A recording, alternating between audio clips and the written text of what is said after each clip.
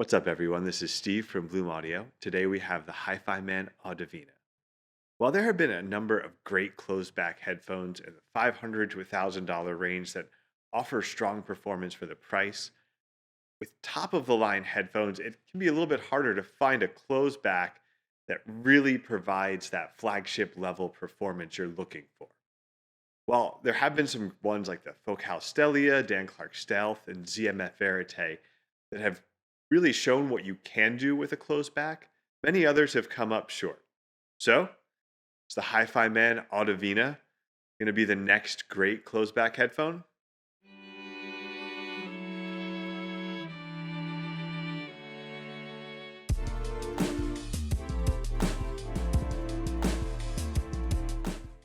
Compared to some of the innovations found in other high-end closed back headphones, like Dan Clark's acoustic metamaterial dampening system, or even Hi-Fi Man's own acoustic chamber they used in the HER10P, kind of inspired by the classic Sony design.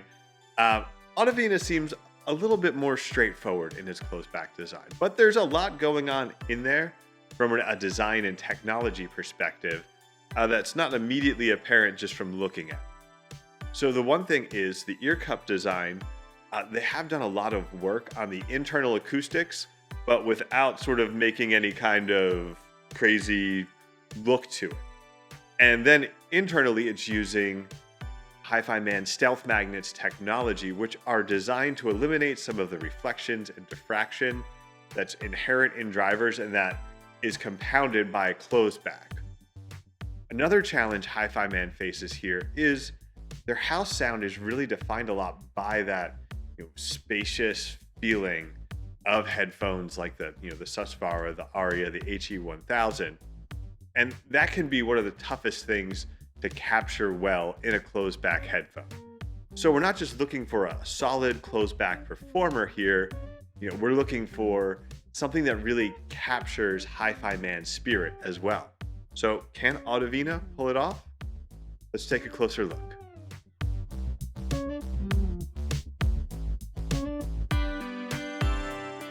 Audivina's most striking visual feature, probably the wood cups. There's a great selection here on the grain, a nice finish, and a good feel to it. It just feels very high end. Now, they are a little larger than you might expect from the picture, but they're well styled. They're going to look good on your head. They don't have that sort of exaggerated feature, something like the Hi-Fi Man HER9 or HER10. The headband is, Hi-Fi Man's flagship style here, which is, I think, their most comfortable headband. So if you've tried out HE1000, a Susvara, this is going to feel pretty familiar here as well. It also has the teardrop shape, which means you've got a lot of room inside here. Folks with larger ears seem to prefer this style. The way that Hi-Fi Man gives you that space inside. And the ear cups are a leatherette on the outside and cloth on the inside, which means you get quite a bit of ventilation here. And you combine that ventilation with the fact that there's not a ton of clamp force on these. And these aren't going to provide the strongest closed back seal. At lower volumes, they're going to isolate out any inside noise from getting out. And at higher volumes, they're going to prevent any outside noise from getting in just by the combination of the closed back and volume and all that. But you can expect a fair amount of volume bleed in between there with these. So, maybe not the best pick for traveling on a plane or something like that, but for most closed back situations, these will do really well.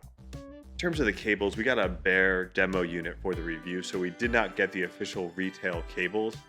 But you can expect a fairly long, about 9-foot long XLR and 6.3 cables, along with a shorter sort of mobile length 3.5 millimeter cable. And these will also be a black rubber wrap as opposed to the sort of clear wrap that Hi-Fi Man, the HE1000, and Susvara come with. I actually prefer the black rubber over those other sort of flagship cables. So some might consider that a win with the cables, even though technically it's a sort of a lower tier cable from HIFIMAN's perspective.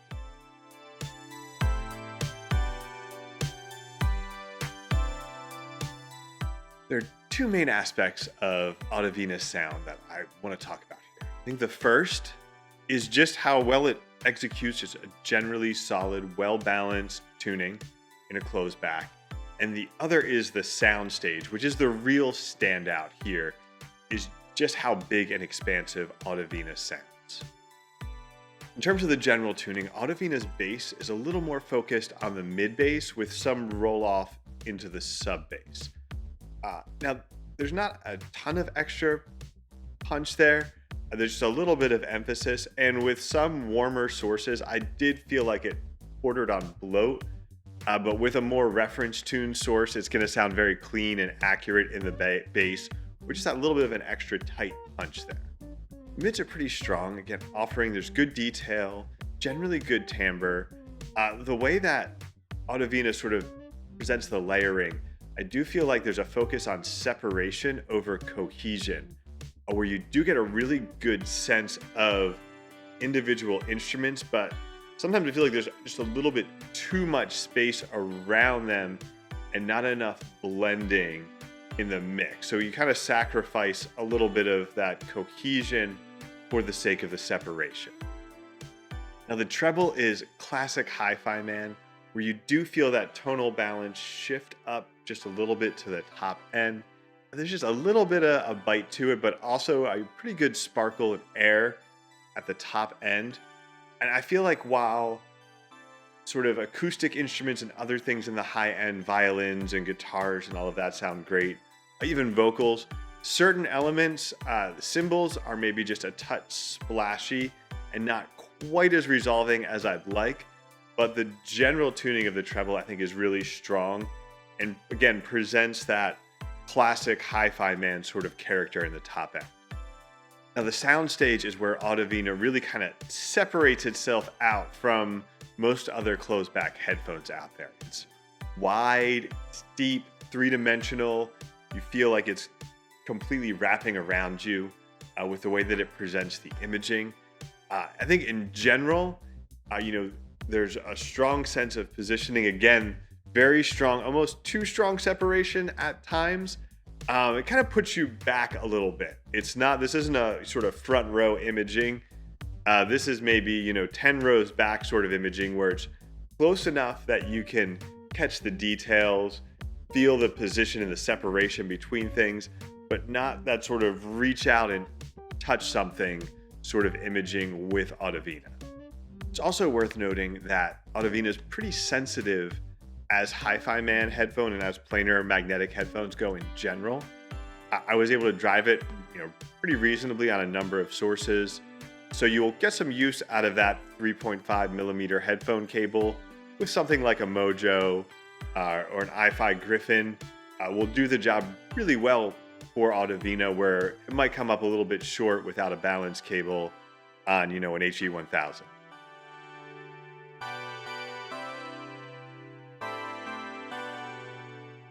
Probably the first question that someone asked me about Audivina is this like a closed back HE1000? And probably the second question was this like a closed back Aria?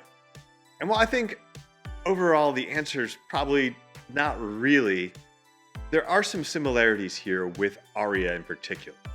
Listening side by side, again, there's some similarities, there are some differences, and some of that really does come down to what you'd expect between open and closed back headphones.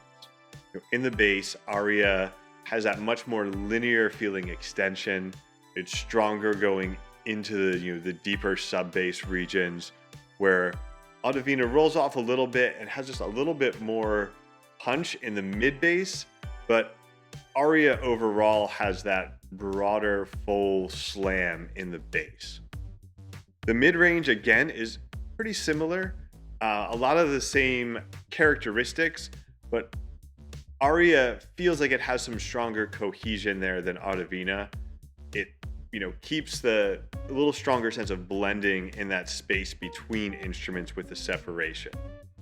And then in the treble, it's a little bit mixed, where Again, there's some similar characteristics. Aria is a little more resolving in the treble, but Audivina, in some cases, has a slightly nicer timbre at the top, where I do find Aria's highs can occasionally get a little metallic. Audivina doesn't fall into that. It feels a little smoother and nicer at the top end in some cases. So in the soundstage, again, as I was saying, Aria's imaging feels a little bit more cohesive. The space between instruments feels like there's a stronger sense of blending there. And the overall soundstage space is probably about the same. I think Aria is more consistently three-dimensional, where Audivina will occasionally hit certain things out further than I expect. So there is kind of that sense of elements way out there with Audivina that don't stretch so far out with Aria, but generally speaking, I would say Aria is a little bit wider, and again, just a little bit more cohesive in the overall presentation of the image.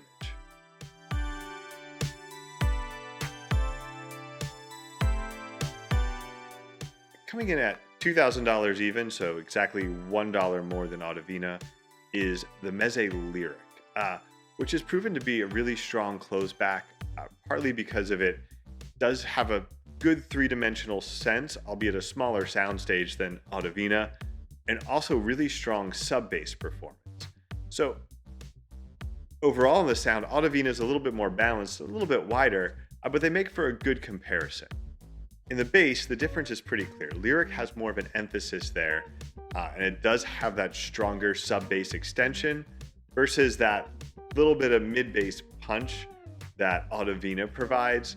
But then I think Lyric avoids that bloat a little bit more to me, that again on warmer sources, Audivina can, because Audivina has a little bit more body to the mids in general than Lyric, where Lyric kind of cuts out, you get to the mid-range, Lyric's kind of like, peace out, I'll see you in the treble.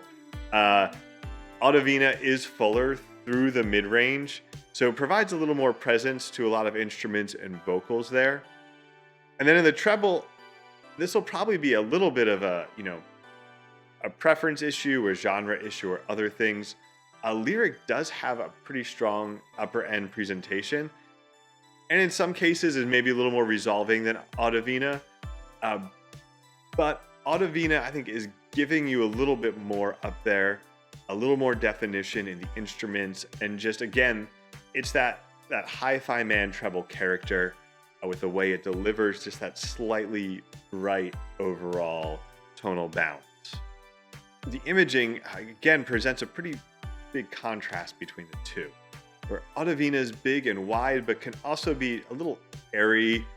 Maybe aspects of the imaging can feel a little, ethereal and out there, while Lyric is a little bit more closed in, a little more grounded. It's still very three-dimensional and there's strong imaging, but Lyric is it's more grounded. There's a little bit more weight to each instrument and voice inside of the image. Again, with Audivina, it's almost like this sense that you're in an arena, big open air amphitheater or something like that, and you can kind of get the scope and the vastness of everything with this soundstage, but it can feel like everything's just out of reach, while Lyric just kind of leaves you in your living room and brings all the instruments to you, and so there's that more tactile feeling to the image, but at the same time, listening next to Audivina, it can feel a little bit like the band's too big for this living room show.